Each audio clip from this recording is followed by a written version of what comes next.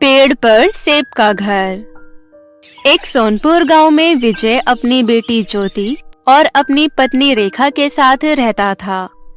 विजय बहुत ही गरीब था और वह अपने परिवार का पेट भरने के लिए मजदूरी करता था। एक दिन की बात है, रेखा अपनी बेटी ज्योति के साथ बाहर बैठी होती है। तभी वहां पर रेखा के पड़ोस में रहने वाली मालती नाम की औरत आ जाती है और वो अपनी बेटी रोशनी को भी साथ लाती है। रोशनी को देखकर ज्योति उसके साथ खेलने लगती है। मालती रेखा से कहती है, और कैसे हालचाल है तुम्हारे?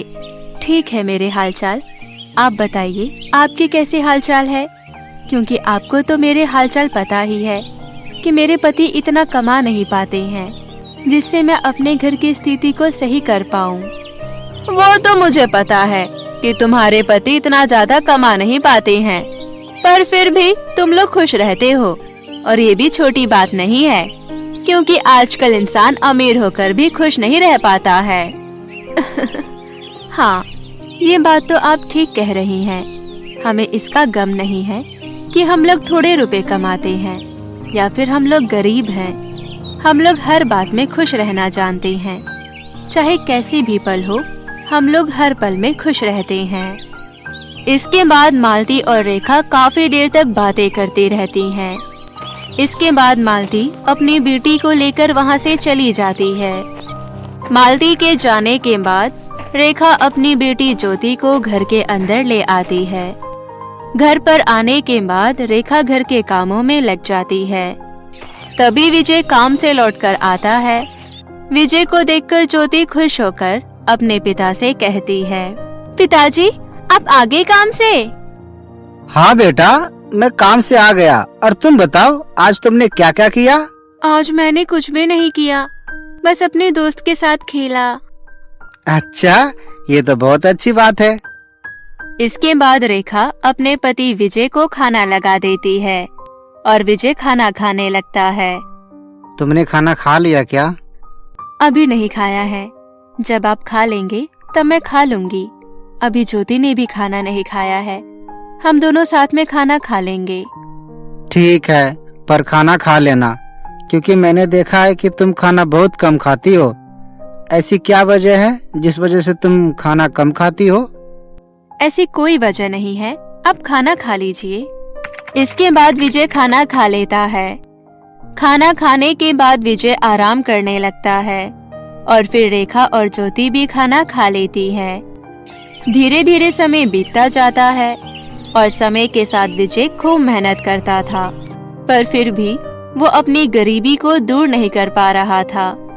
एक दिन की बात है, ज्योति और रोशनी साथ में खेल रहे होते हैं। तभी ज्योति रोशनी से कहती है, क्या इस दुनिया में जादुई चीज होती है? मुझे नहीं पता, मैंने तो कभी भी जादुई चीजों को नहीं देखा है।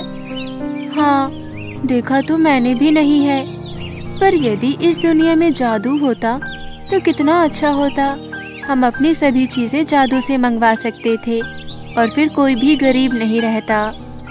हाँ, कह तो तुम ठीक रही हो, यदि इस दुनिया में जादू होता तो कोई भी गरीब नहीं रहता, पर इस दुनिया में जादू नहीं है। इसके बाद वो दोनों खेलने लगती है।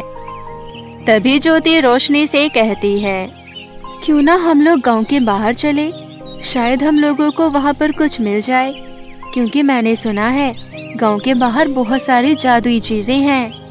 नहीं, मुझे नहीं जाना है। यदि तुमको जाना है तो तुम जाओ।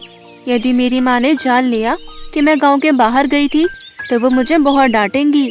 तुम्हारी माँ तुमसे कुछ नहीं कहेंगी, इसलिए तुम अकेली ही जाओ। और वैसे भी मुझे डर लगता है।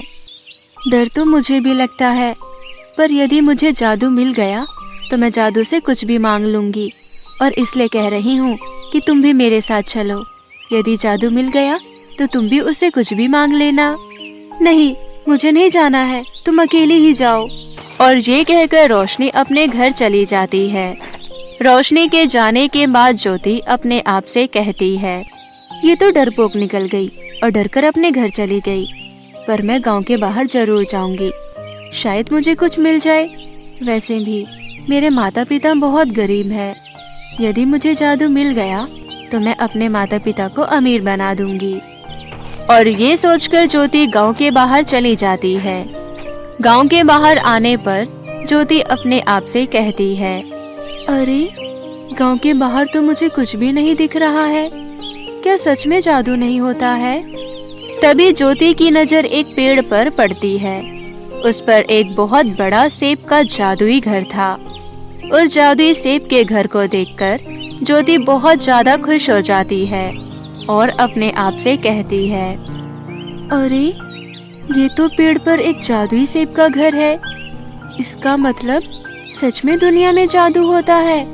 मुझे इसके पास जाकर देखना चाहिए। इसके बाद ज्योति उस पेड़ पर सेब के घर के पास जाती है।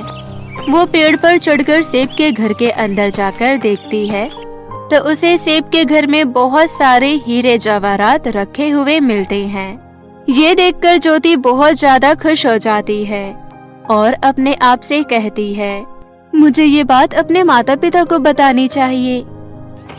और ये कहकर वो अपने घर पर आ जाती है।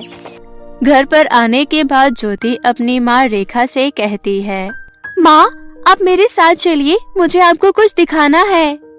तभी वहाँ पर विजय भी आ जाता है और ज्योति अपने पिता विजय से कहती है, पिताजी आप मेरे साथ चलिए, मुझे आप दोनों को कुछ दिखाना है।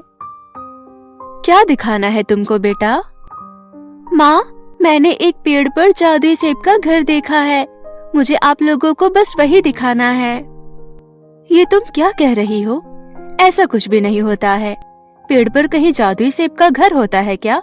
तुम पागल हो गई हो। नहीं माँ मैं सच कह रही हूँ। यदि आपको यकीन ना हो तो आप चलकर देख लीजिए। ठीक है, जब तुम कह रही हो तो हम लोग तुम्हारे साथ चलकर देखते हैं। इसके बाद विजय और रेखा अपनी बेटी के साथ गांव के बाहर चले आते हैं। गांव के बाहर आने के बाद ज्योति उन्हें एक पेड़ की तरफ इशारा करती है। जब वे लोग पेड़ की तरफ देखते हैं तो हैरान रह जाते हैं, क्योंकि उस पेड़ पर एक सेब का घर बना हुआ होता है। ये देखकर विजय हैरान होकर कहता है, अरे ये कैसे हो सकता है? ये तो जादुई सेब का घर लग रहा है। यकीन ही नहीं हो रहा है कि आज की दुनिया में भी ऐसा कुछ हो सकता है। हाँ आप एकदम ठीक कह रहे हैं। मैं भी पेड़ पर सेब का घर देखकर बहुत ज्यादा हैरान हूँ। इसके बाद विजय उस पेड़ पर चढ़कर सेब के घर के अंदर जाकर देखता है तो उसे बहुत सारे हीरे मोती मिलते हैं, जिसे देखकर विजय बहुत ज्यादा खुश हो जाता है और वह उस जादुई सेब के घर से हीरे जवाहरात निकाल कर ले आता है और अपनी पत्नी रेखा से कहता है, इस पेड़ के सेब के घर में तो बहुत सारे हीरे जवाहरात पड़े हुए हैं। अब हम लोग कभी भी गरीब नहीं रहेंगे। हम लोग इसी पेड़ के घर से हीरे जवाहरात निकाल कर ले जाएंगे, जिससे हम लोग अमीर हो जाएंगे। हाँ पिताजी आप एकदम ठीक कह रहे हैं। इसके बाद विजय और वो सभी घर पर आ जाते हैं।